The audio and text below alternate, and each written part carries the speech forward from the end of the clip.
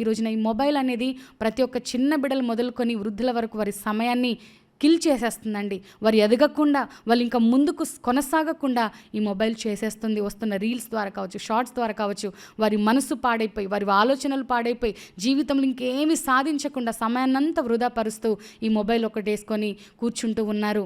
అందులో మంచి ఉంది, చెడు ఉంది. నేను చూడొద్దని చెప్పను, కానీ సమయం అనేది చాలా ఇంపార్టెంట్. నువ్వు కొంత సమయం చూస్తున్నావా, అయిపోగానే ప్రక్కన పెట్టి నీ పని ఏదో నువ్వు చేసుకోవడము, నీ గోల్ ఏంటో నువ్వు ముందుకు వెళ్ళడం చాలా ఇంపార్టెంట్. కాబట్టి ఈ రోజున సమయాన్ని వృధాపరచొద్దు. సమయం గురించిన లెక్క మనం అప్పచెప్పాలి.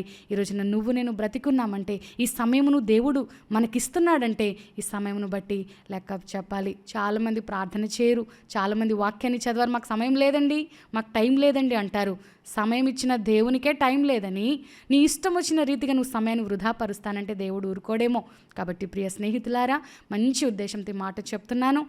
ఈ నా మాటలు మీకు నచ్చితే గనక ఖచ్చితంగా ఇలా చేయండి. దేవుడు మీకు తోడుగా ఉంటాడు. దేవుడు మనల్ని అందరినీ దీవించి ఆశీర్వదించును గాక. ఆమేన్.